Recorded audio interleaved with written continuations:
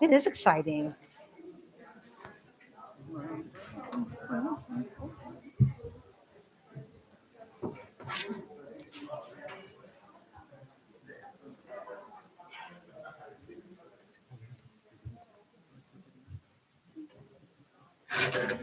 His favorite.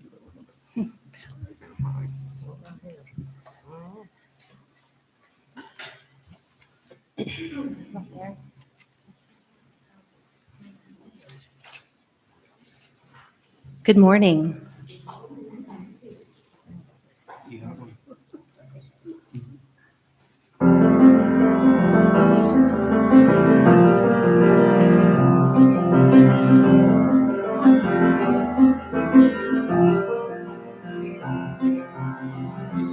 I have come through the darkness, but I had help along the way. I never knew there were so many angels around me. I still remember what my favorite one used to say. She said, you are the light of the world. Let your light shine brightly so everyone can see. Teach the world through your good works and compassion, that all may be inspired to give glory to the Father. Know his love by the sacrifice he made. You can share God's love. His love ignites our light so we may share it with a smile, with a word, with kindness. this joy, in this love. You can receive this gift, and you are the light of the world. Let your light shine brightly so everyone can see. Teach the world through your good works and compassion, that all may be inspired to give glory to our Father. I was scared and I was lost and I was broken, waiting for my angel's voice to teach my heart to open. Then in my hour of darkness she was standing right in front of me, shining her light. She sang to me, she sang to me, oh, that God so loved the world, that Jesus died for me. He bought my sin with blood and pain. His love has healed me, made me free. For God so loved the world,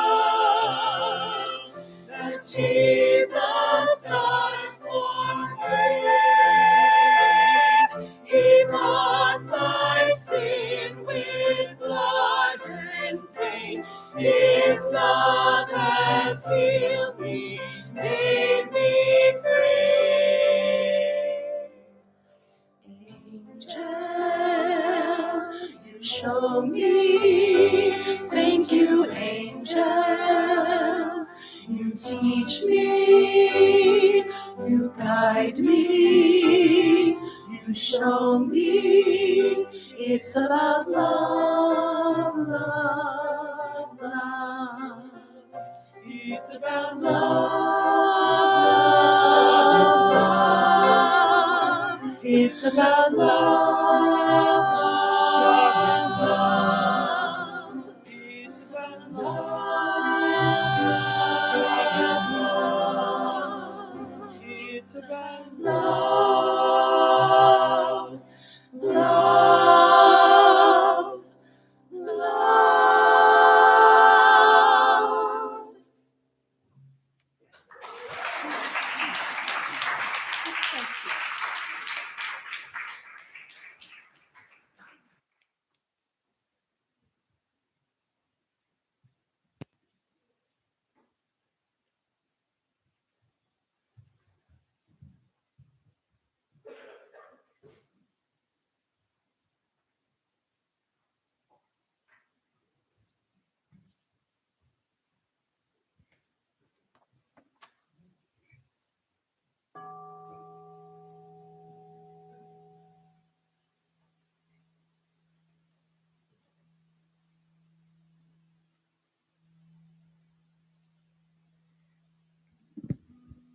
Good morning and welcome. Good morning and welcome. As we begin this morning, I invite you into an attitude of prayer.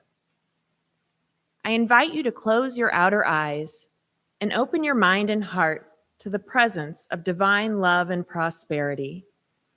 As we open ourselves to God, we feel the connection to the infinite source of all abundance and prosperity. We are grateful for all the goodness that is flowing into our lives. We are grateful for our spiritual community and the opportunity to come together this morning as the prosperous community that we are. Today and every day, we celebrate our prosperity and say, "Thank you, God." And so it is. Good morning, everyone. Please rise and stand and sing with us if you're able.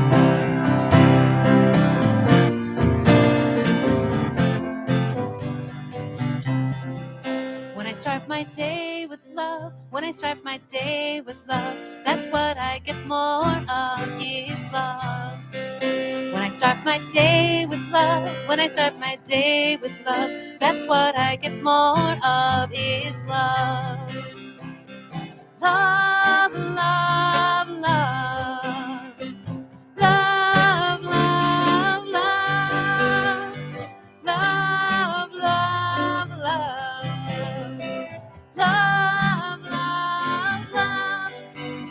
start my day with joy, when I start my day with joy, that's what I get more of is joy. When I start my day with joy, when I start my day with joy, that's what I get more of is joy. Joy, joy, joy. Joy, joy, joy. Joy, joy, joy. Joy, joy, joy. Say good morning to your neighbor.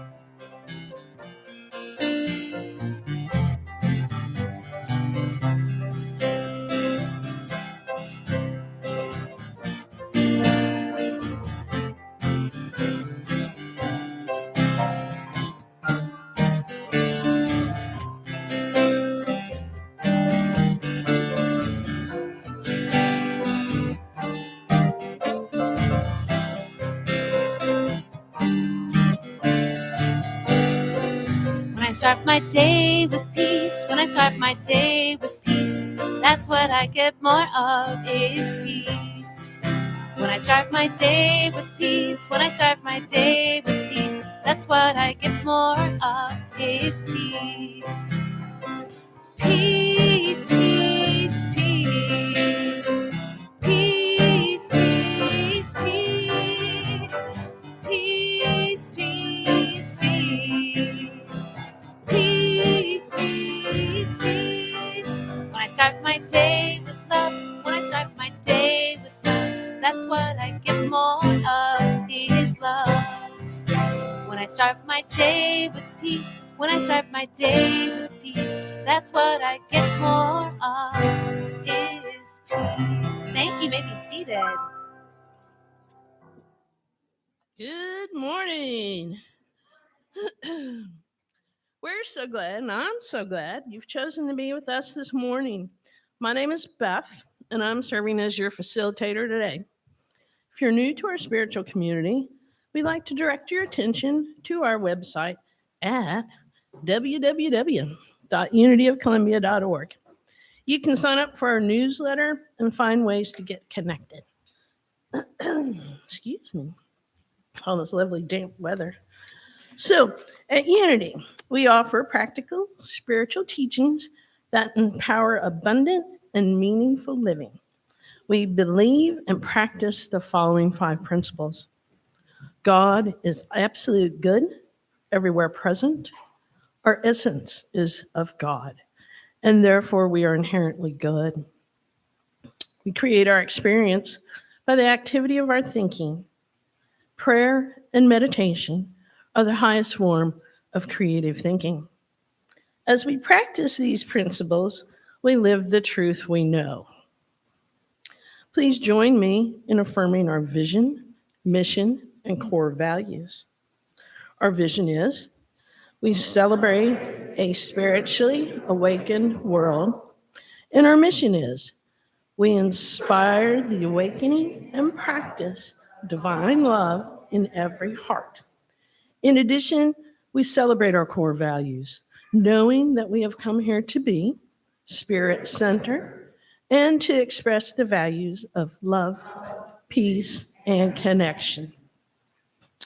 And now it's time for a moment with our children.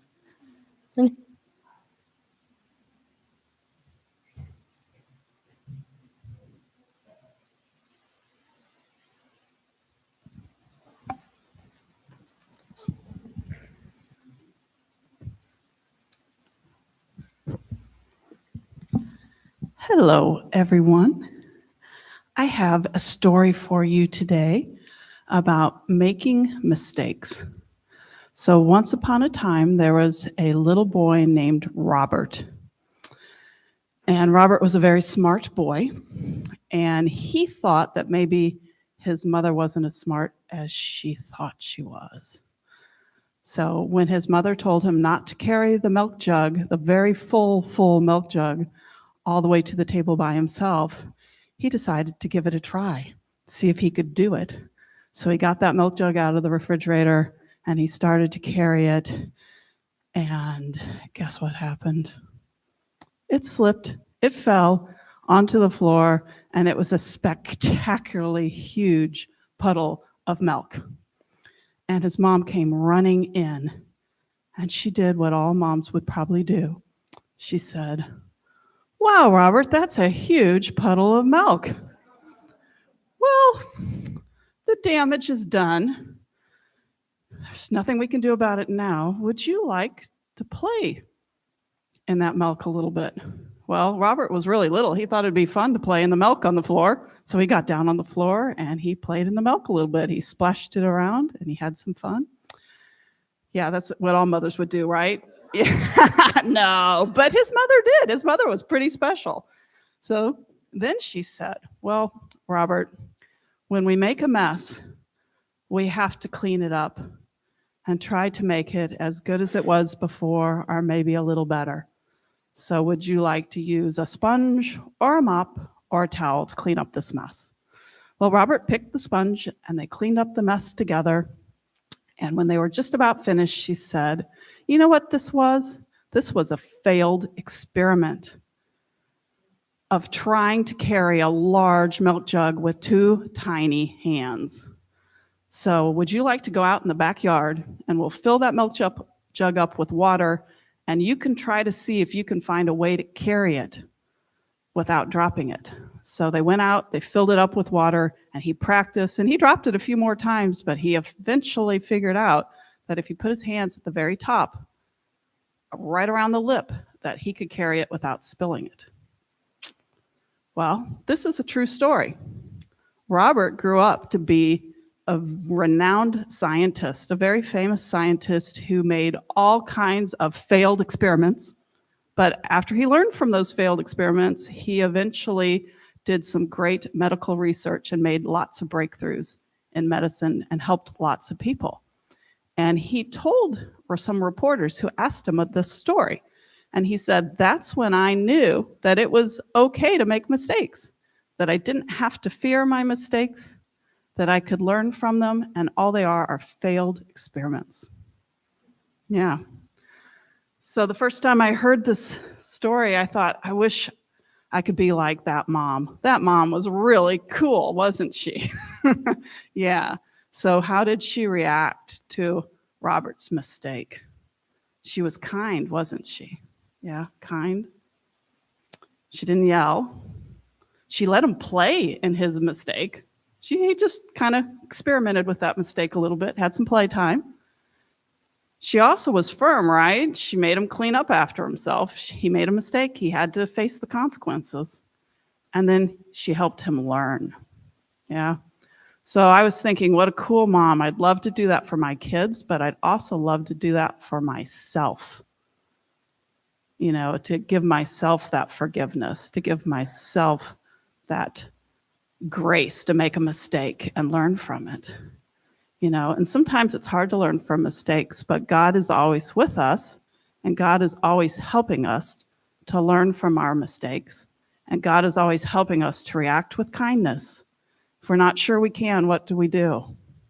We take a big deep breath, right? In and out before we say anything, and then we try to react with kindness, right? When someone makes a mistake that hurts us. So our affirmation for today is, God helps me learn from my mistakes and act with kindness. So we'll say that together. God helps me learn from my mistakes and act with kindness. All right, now we're going to bless our children. We love you, we bless you, we appreciate you, and we behold the Christ you are. Thank you.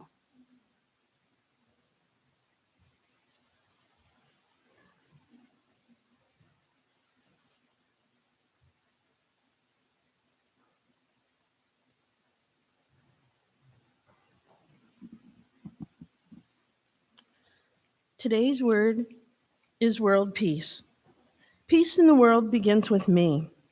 I consider it a sacred responsibility to respond to all people and circumstances peacefully.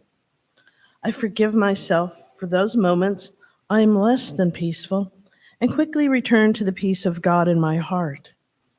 I am a living expression of God, just as all people are. My tranquil bearing inspires peacefulness wherever I go and with everyone I meet. Each day, I join like-minded people everywhere in a renewed commitment to be a presence of peace.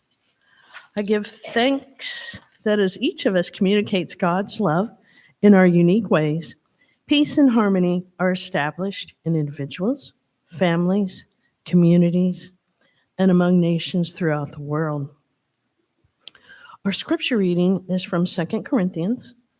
Put things in order, listen to my appeal, agree with one another, live in peace, and the God of love and peace be with you. Our affirmation is, I am a peaceful presence to all.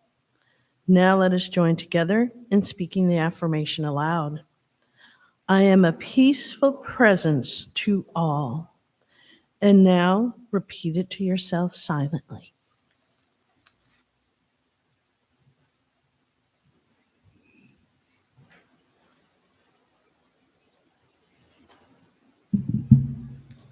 Okay.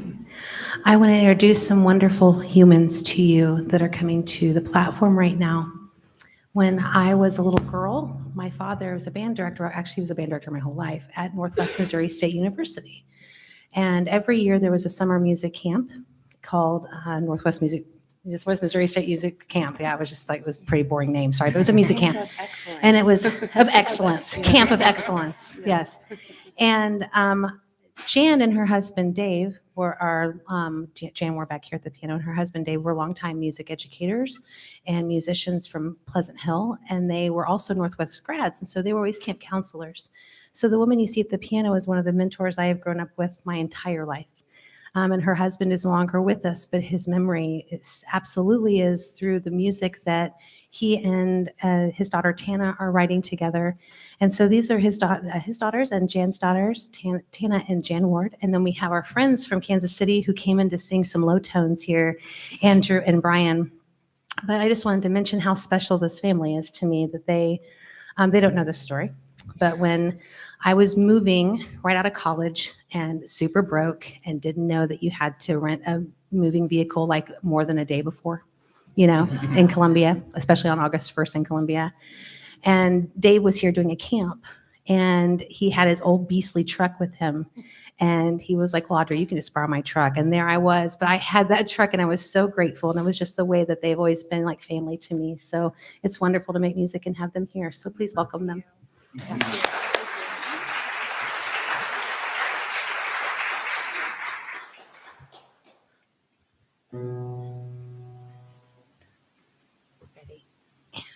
Do do do do do do do. Ba-do, ba-do, do, do, do, do. Ba, ba, ba, ba, ba-do-do-da, da-da-da-da, ba-do-do-da, da-da-da, ba-do-do-da, da-da-da-da, ba-do-do-da. Oh, hey, you standing on the corner just looking for trouble's gonna find you. You could wind up hurt, you could wind up dead. Oh, hey, you building up nothing, just tearing down your fellow man and feeding all the righteous thoughts that are in your head. No, you gotta stop what you're doing today. Raise your voice in a better way. Throw your hands to the sky and say, I won't let the darkness win, 'cause you could be out there singing. You could be leading instead of being led. You could be out there raising such a joyful noise. You could be singing instead. Ba, ba, ba, ba, ba, da, da, ba, ba, da, ba. Oh. And hey, you sitting in your tower wrapped up tight, wrapped up in your fear, your verdicts, they come quick as lightning, 'cause you don't know what you don't know. And hey, you preaching, but your speech is full of hatred, got your mouth wide open, but your mind is closed. You're gonna reap what you sow. You gotta stop what you're doing today. Raise your voice in a better way. Throw your hands to the sky and say, I won't let the darkness win, 'cause you could be out there singing. You could be leading instead of being led. You could be out there making such a joyful noise. You could be singing instead.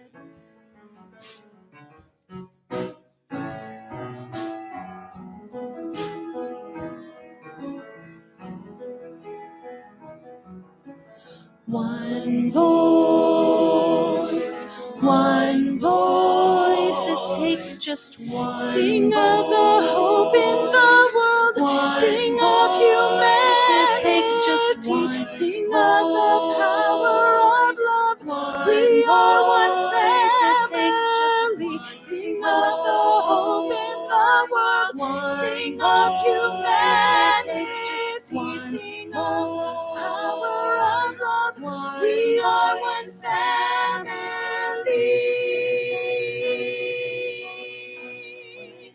Don't you see? Yes, you could be out there singing. You could be leading instead of being led. You could be out there making such a joyful noise. You could be singing instead. Oh, it doesn't matter who you worship or where you're from. It doesn't matter who you love or whatever your income. You can save a life. You can save a soul. And the soul you save just might be your own. You could be bringing joy to the world. Joy to the Joy world. to the Joy world. to the world. Joy to the world if only you just sing. Just sing.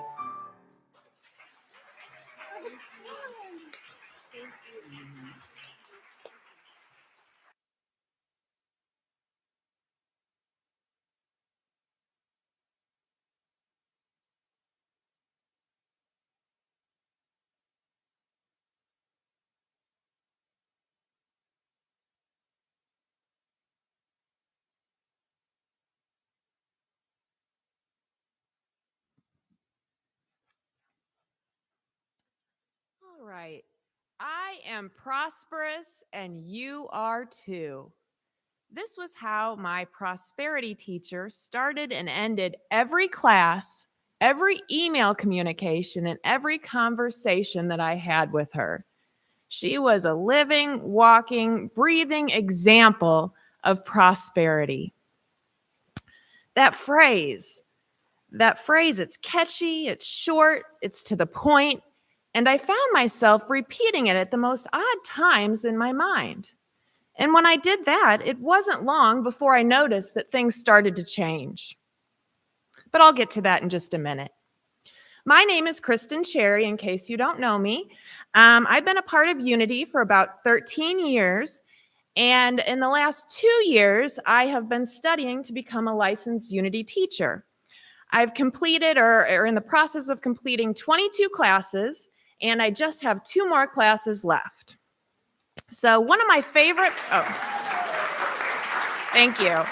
One of my favorite classes, though, was the prosperity class. So I'd like to share with you today some of the things that I learned in this class. So spiritual prosperity is what we're talking about today. And it can be defined officially as an understanding and using spiritual substance to see and feel divine substance as living reality. Well, that's a pretty fancy definition. But I think that Timber Hawkeye in his section of Buddhist Boot Camp this week puts it very simply. He calls it success. So in what follows, I will plan to discuss 4 keys to prosperity, spiritual prosperity. First, I will discuss awareness. Second, I'm going to discuss how language can affect your spiritual prosperity. Next, the importance of action. And finally, the role of faith. So, to begin, I have to tell you the truth. I actually came across these ideas of prosperity long before I joined Unity. For those of you that don't know, I used to play professional disc golf. And I traveled around the country, and I had just an absolute fabulous time meeting friends and seeing new places and doing all of that amazing stuff. However, once I made the transition from amateur to professional, something happened. I noticed that my game actually got significantly worse. And the reason being is because in my mind, you're playing for a lot more money, and the stakes felt so much higher. I had put a lot of pressure on myself and expectations. I was a professional now. I better play like one.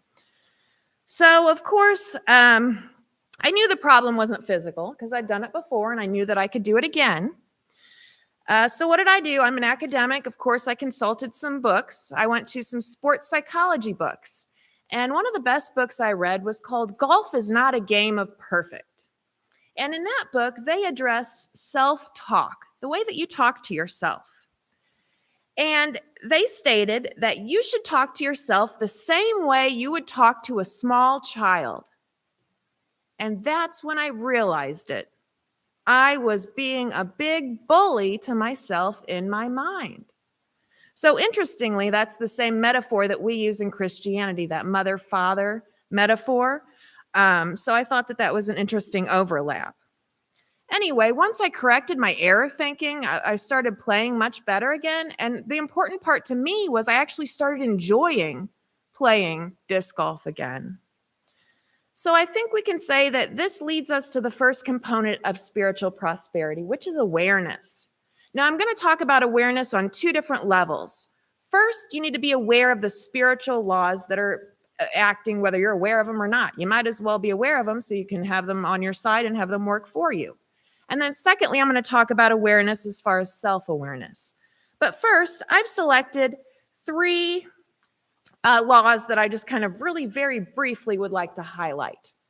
So the first one, we already know all these laws, by the way, because there are unity principles.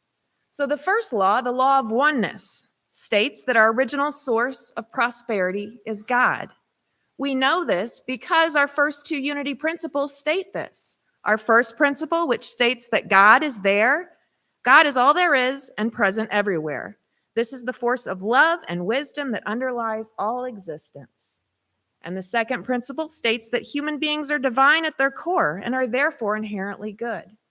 So this is telling us this law of oneness, that God is the source of all of our prosperity. God can do no more for you than through you. So think of it this way. You can't use a lamp unless it's plugged in. So let's plug in so that we can use ourselves and get connected and energized by this divine essence. So the second law that we also agree on, because it's represented by the third unity principle, is the law of mind action. And what that tells us is that our thoughts create our world. Everything's in our consciousness.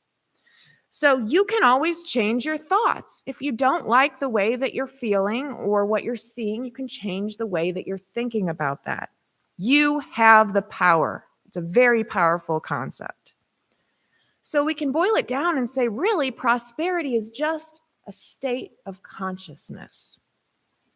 So the third unity principle, just to remind you, states that thoughts have the creative power to determine events and attract experiences. So that's the second law. The third law is the law of giving and receiving.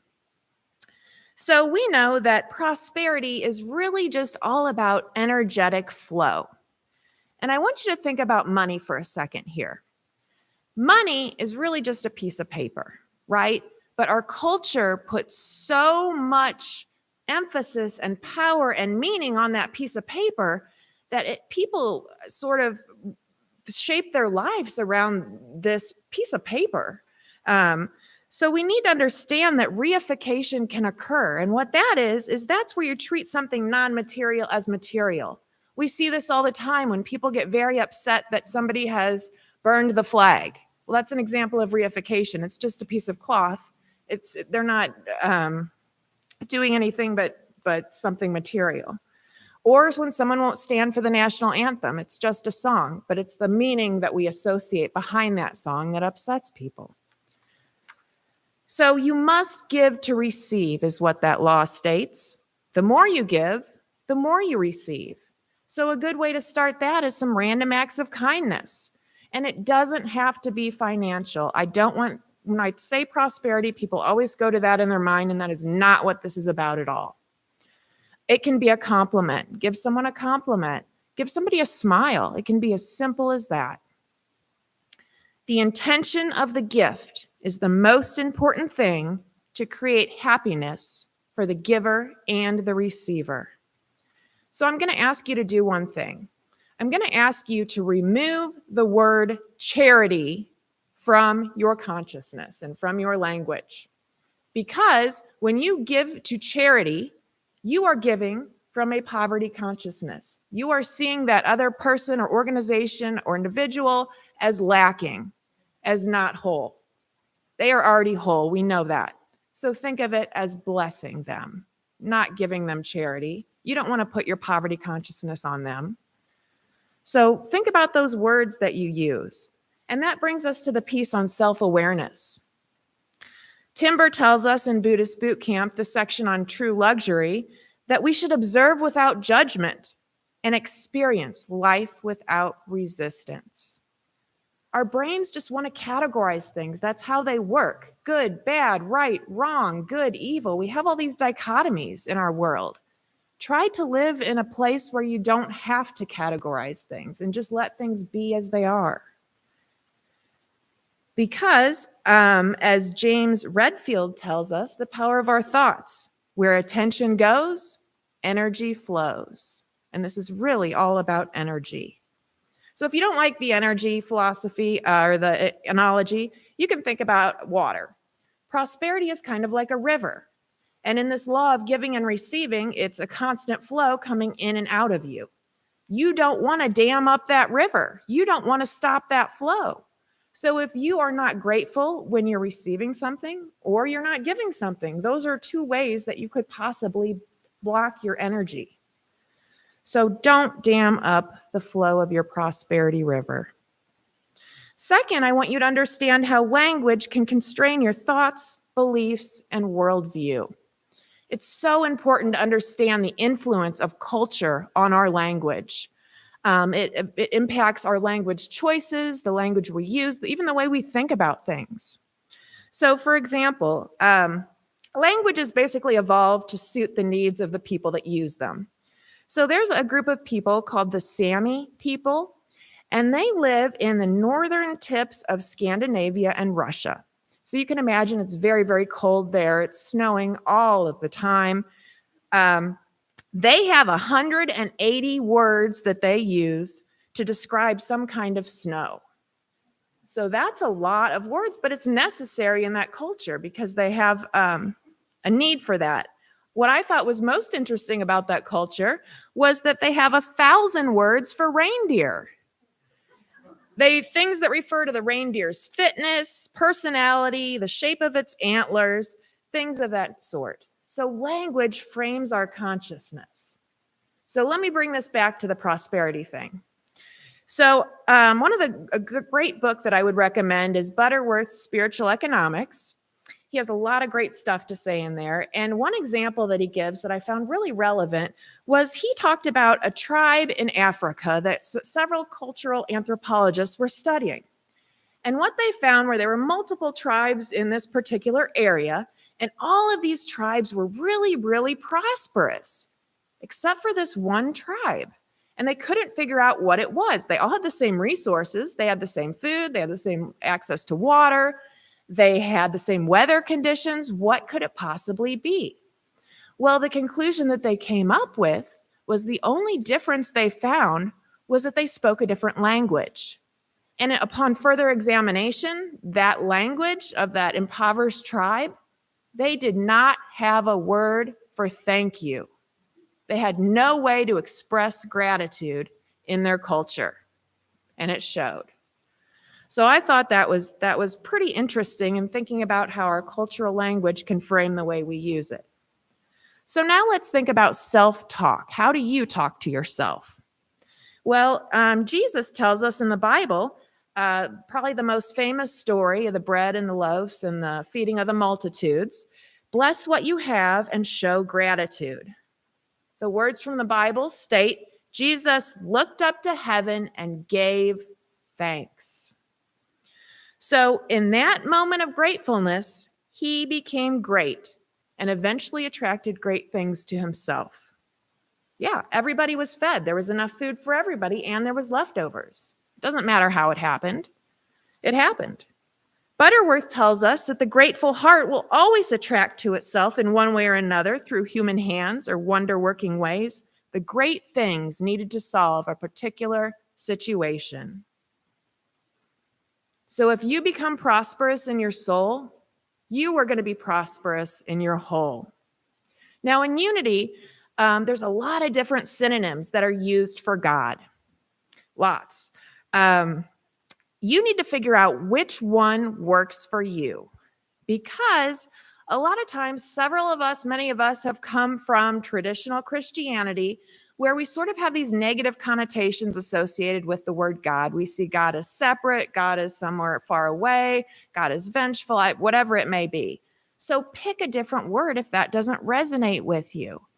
In fact, one of my favorite mentors, Paul Hasselbeck, he examined all of the Fillmore's writings, and he found that they use more than 20 different words across their writing for the same thing, God. So just pick the one that resonates with you, that's most meaningful to you. As Timber tells us in Buddhist Boot Camp, the name you give God is not as important as the appreciation that you have for it. So again, it's all going back to that gratefulness piece again. And then action. Action is the third important component. The fifth unity principle tells us it's not enough to understand the spiritual teachings, but we must live the truth we know. Our actions must align with our beliefs. Otherwise, you've created a disconnect.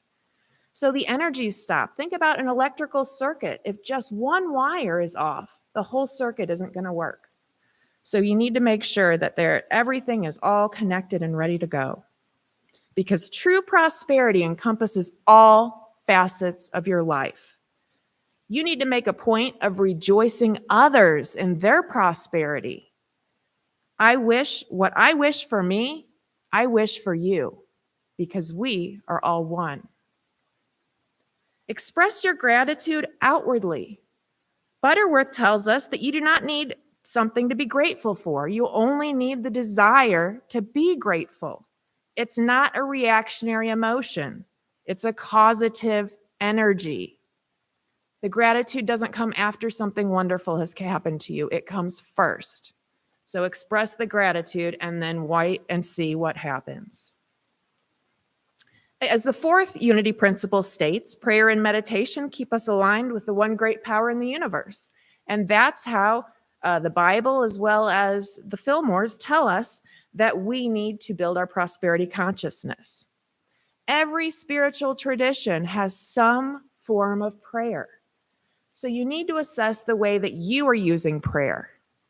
Here at Unity, we believe in affirmative prayer, and that is so very important. It's how you frame the language of your prayer. It will frame your consciousness. So are you praying from a consciousness of abundance or one of a poverty consciousness? So for example, let's say we're praying for our friend John. We want him to be safe. Are we saying, oh God, please keep John safe? Or are we saying, thank you, God, for keeping John safe? John is divine. So think about how you're using the words in your prayer. And lastly, faith is important. There's a reason that spirituality and religion are called practice, because you continually need to do it. It's not something that ever really stops. It's an ongoing process, and your knowledge and spiritual growth is constantly being crystallized. Last week, Reverend Marcy talked about mindfulness, and I think that that's a really important component. You may have heard of Brother Lawrence.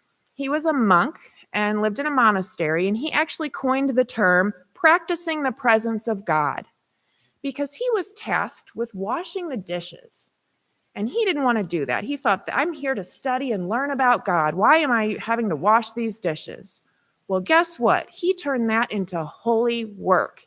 He prayed over the dishes as he washed them. He thought about the wonderful food that had been on those dishes that blessed the people that ate them and nourished their bodies. And he was mindful in every moment as he was washing those dishes.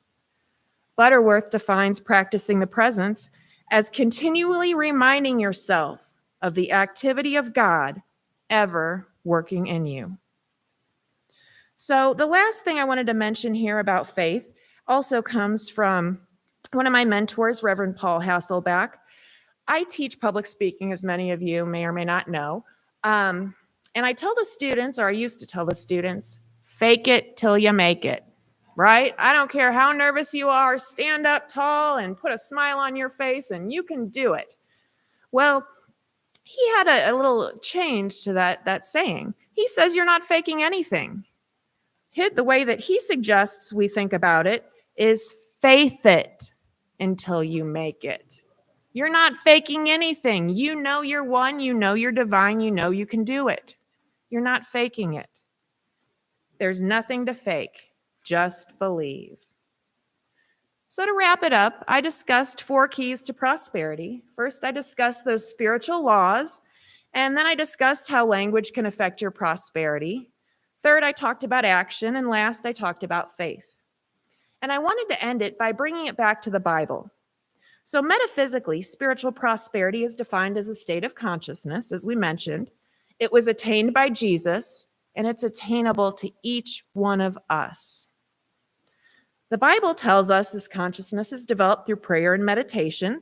So how do you do it? I think it's stated best in a letter written by the Apostle Paul. He wrote it to the Philippians, which were a group of people living in a city in northern Greece. He set up a community there, a spiritual community, and then he kept in contact with them through letters. So this particular letter he wrote while he was in jail. And he concluded the letter by telling the people how to experience the Christ consciousness, or a consciousness filled with spiritual prosperity. So I'd like to read Philippians 4, verse 8. Finally, whatsoever things are true, whatsoever things are honest, whatsoever things are just, whatsoever things are pure, whatsoever things are lovely, whatsoever things are of good report, if there be any virtue, if there be any praise, think on these things.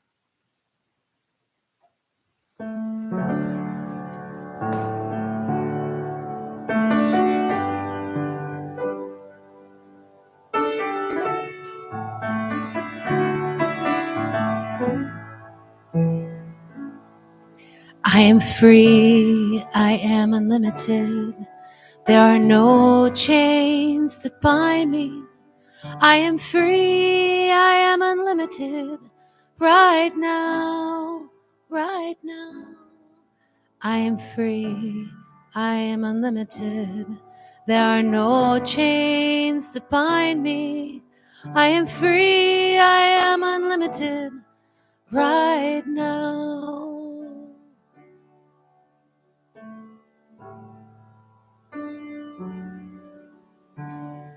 So I invite you to close your eyes if that's comfortable.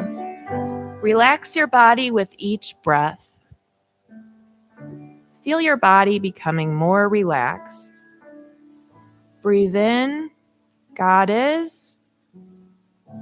Breathe out, I am. Once more, God is. I am. Concentrate on the deep inner knowing that with God, we are all one. One being, one mind, one world. We are one with those who have come before us and those who will come after us. We can find great inspiration from others, such as the Apostle Paul. As we take his words into a few minutes of silence, hear his call to spiritual prosperity in Philippians 4, verses 8. Finally, whatsoever things are true, whatsoever things are honest, whatsoever things are just, whatsoever things are pure, whatsoever things are lovely, whatsoever things are of good rapport, if there be any virtue, if there be any praise, think on these things.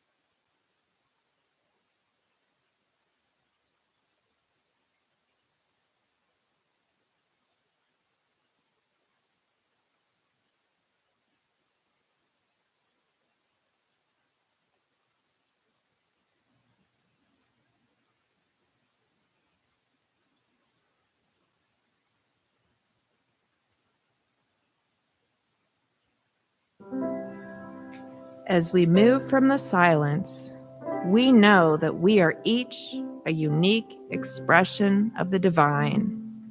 We are invigorated with divine mind as we feel our connection to the Christ consciousness.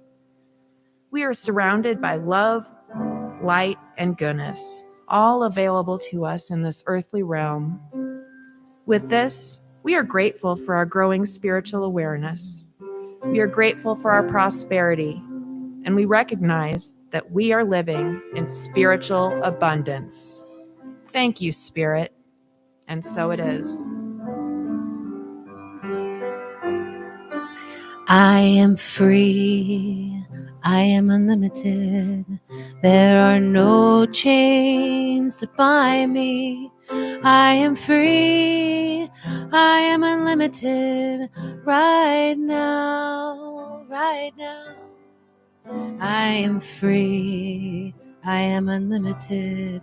There are no chains that bind me. I am free. I am unlimited right now, right now. I am free. I am unlimited. There are no chains that bind me. I am free. I am unlimited right now, right now. I am free. I am unlimited. There are no chains that bind me. I am free. I am unlimited right now.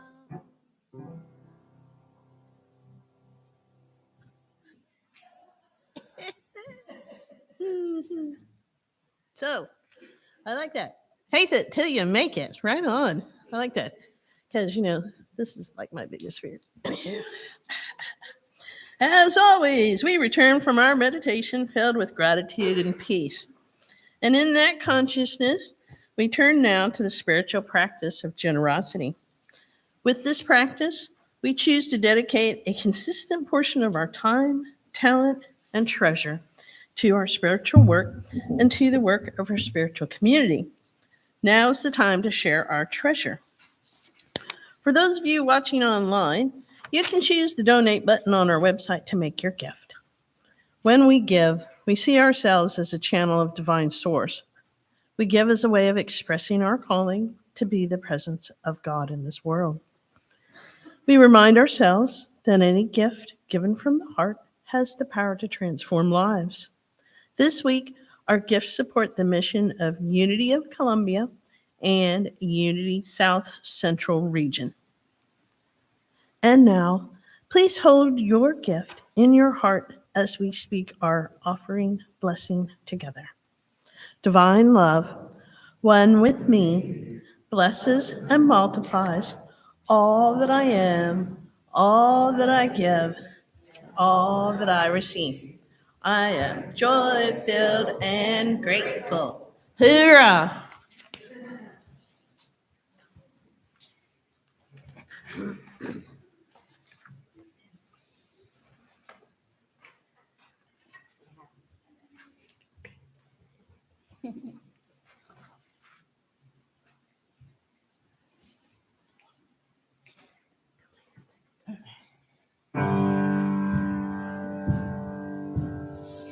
I am not underground. My soul is not earthbound. Ancestors with me stand. I'm playing in the angel band.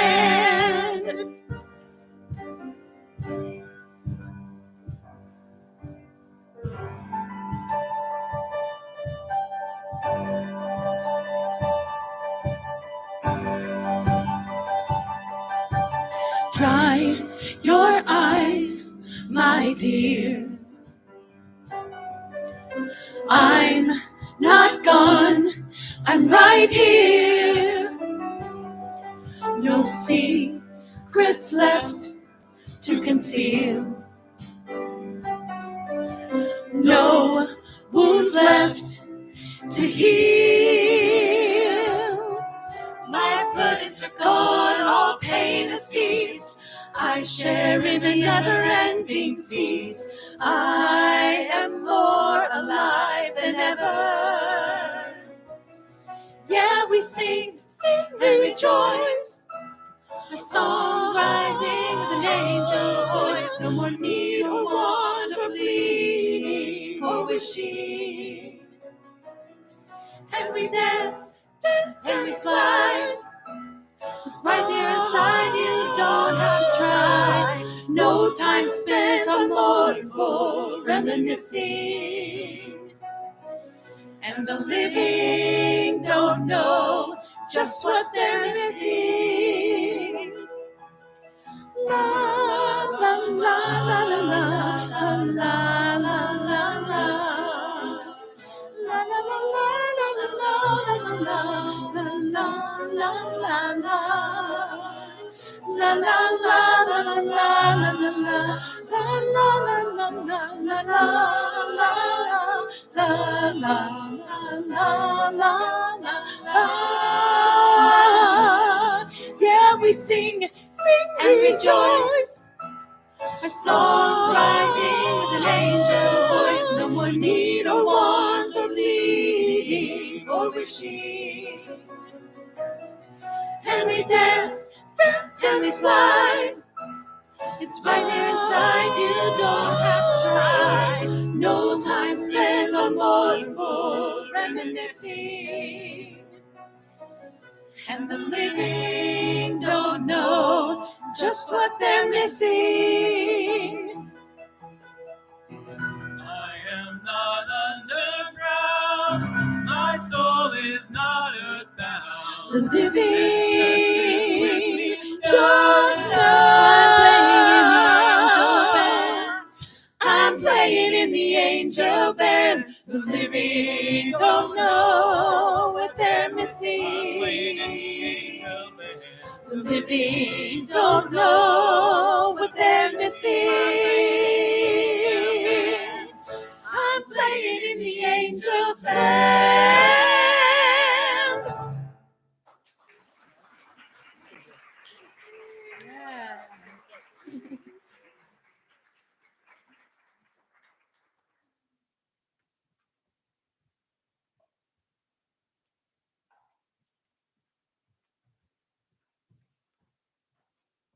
I'm playing in the angel band. How fun was that?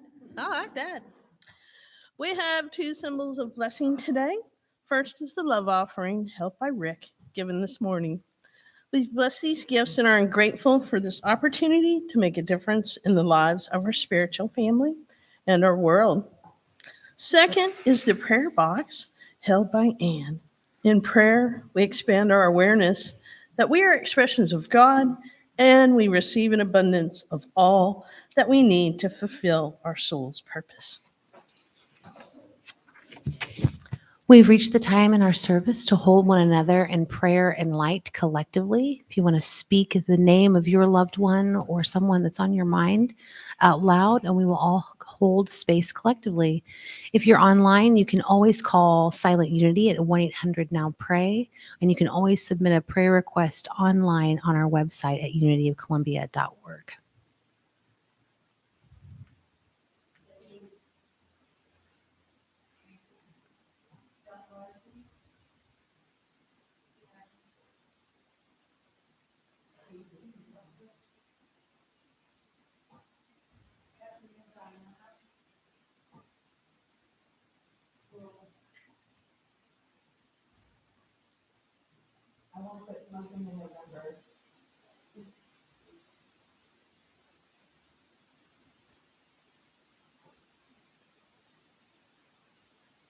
And with all those names or thoughts that are on the tip of our tongue and they're just on our hearts, know that we hear that in our collective God mind. And amen. Amen. At Unity, we're about transforming lives. Each Sunday, we come together to experience God and connection. And Unity is more than the Sunday morning experience. We offer many activities throughout the week to expand our awareness of God and bring us closer to each other. Now we have an announcement regarding the craft show by Beth Redding.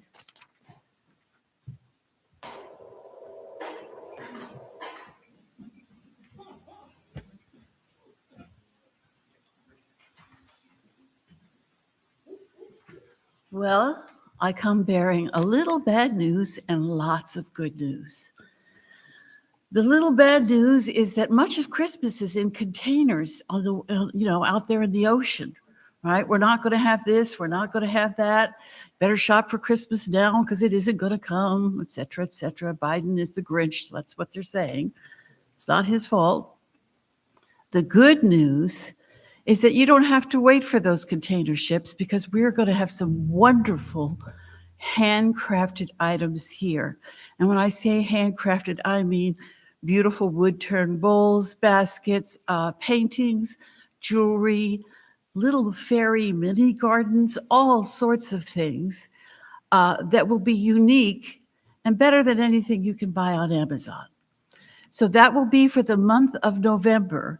And the setup time is November 3rd. That's a Wednesday. If you are participating, that's a Wednesday at 1 o'clock. If you can't make that, let me know and I'll plan some Bs, a plan B. The show itself is Sunday the 7th. Why do I set up 4 days early? Because I know something will happen. We will need this or we will need that. And it just gives me time to, make sure that there's enough tables and enough display, et cetera, and that everybody's happy with it. The items on the long tables are going to go 100% to Unity.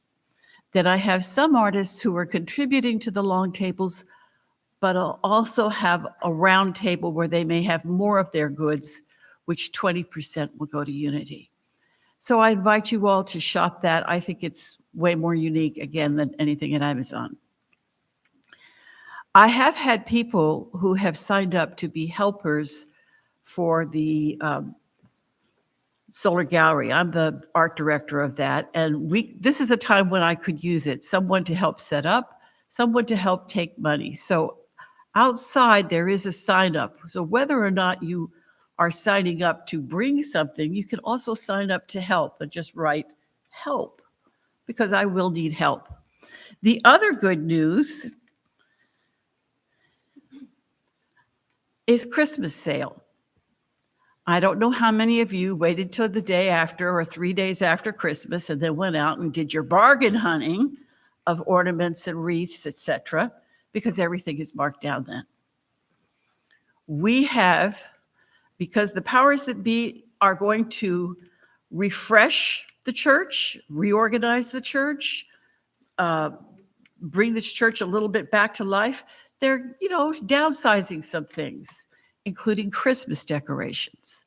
I looked at the trees at Hobby Lobby, $300-400.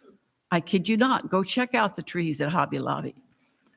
We'll also have ornaments, wreaths, garlands, etc., all for sale. That will be in December.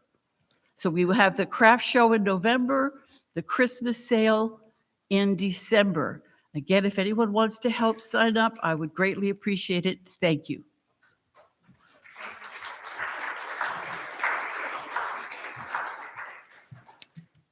Don't forget to visit the Solar Gallery and view the amazing work of our featured artist, Linda Helmick. Timber Hawkeye will be here next Sunday. He will be giving the talk at 10 and a workshop that will begin at 11:30. The workshop is in person only in the sanctuary. You can sign up in the foyer.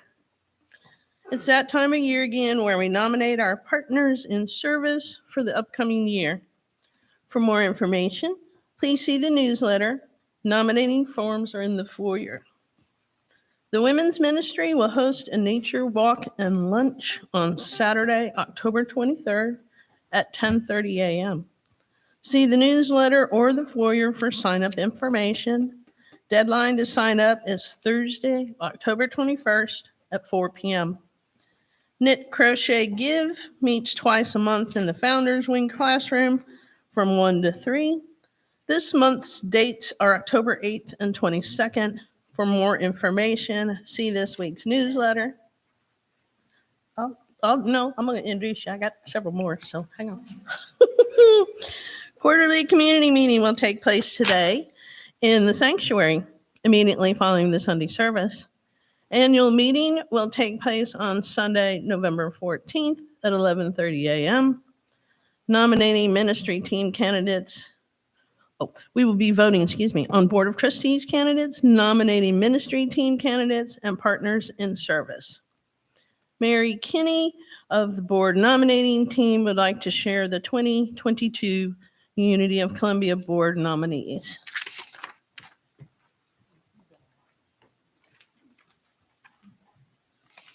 Good morning. My name is Mary Kinney, and I am the chair of this year's board nominating ministry team. And so we have 3 openings on the Board of Trustees this year, and we have received 4 applicants.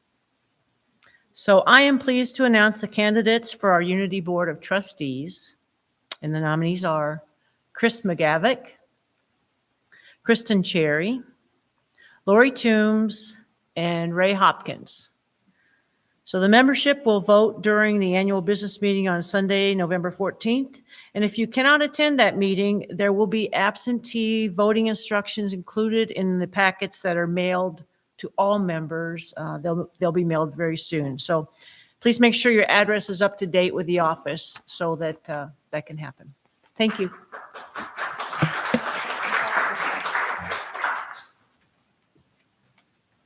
All right. As you move into your week, I invite you to know that you are the light and love of God. Wherever you are, God is. Now I invite you to join in as we close our service today.